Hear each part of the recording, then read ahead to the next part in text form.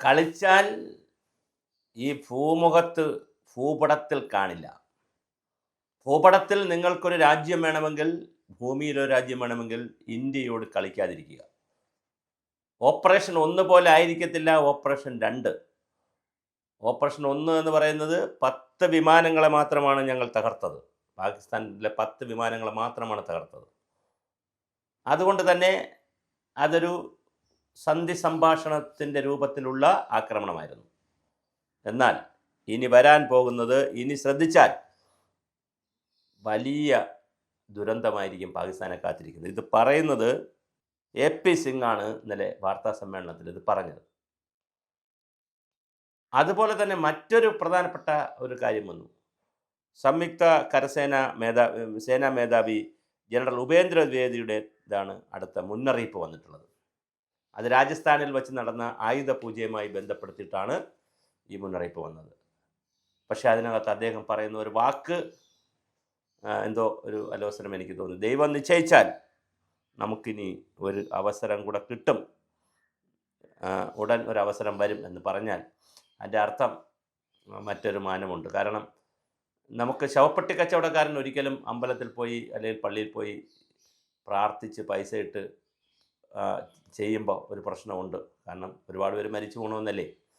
ഡോക്ടർമാർ അമ്പലത്തിൽ പോയി പറയുമ്പോൾ അങ്ങനെയൊക്കെ പ്രാർത്ഥിക്കുമ്പോൾ ഒരു പ്രശ്നമുണ്ട്, ഒരുപാട് പേർ രോഗികളാകണമെന്നല്ലേ.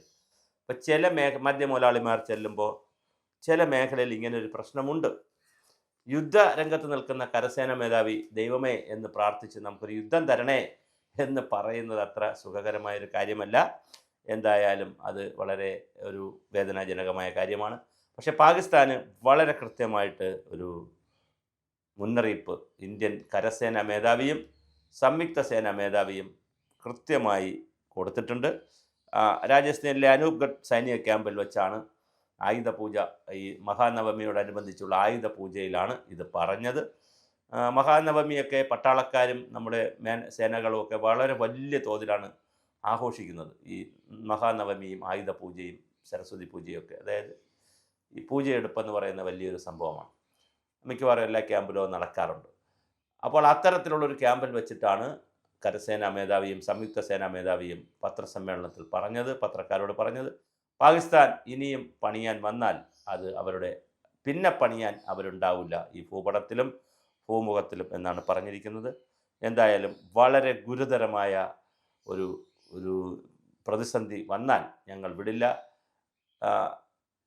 സർസിക്രിയിൽ നിങ്ങൾ കാണിച്ചു കൂട്ടുന്നതിനൊക്കെ ഞങ്ങൾ മറുപടി തരും.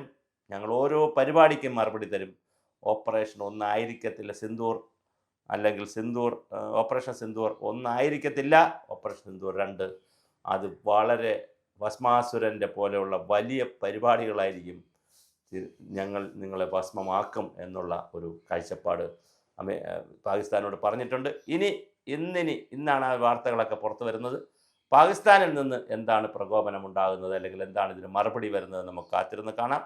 വരുന്ന ദിവസങ്ങളിൽ തീർച്ചയായും അവിടുത്തെ കരസേന മേധാവിയെങ്കിലും അല്ലെങ്കിൽ സായുധ സേന മേധാവിയെങ്കിലും മേജർമാരുമെങ്കിലും സൈനികരെങ്കിലും പട്ടാളത്തലവനെങ്കിലും അഭിപ്രായം പറയാൻ എല്ലാ സാധ്യതയുമുണ്ട്. നമുക്കത് കാത്തിരുന്ന് എന്താണ് വരാനുള്ളതെന്ന് അറിയാം.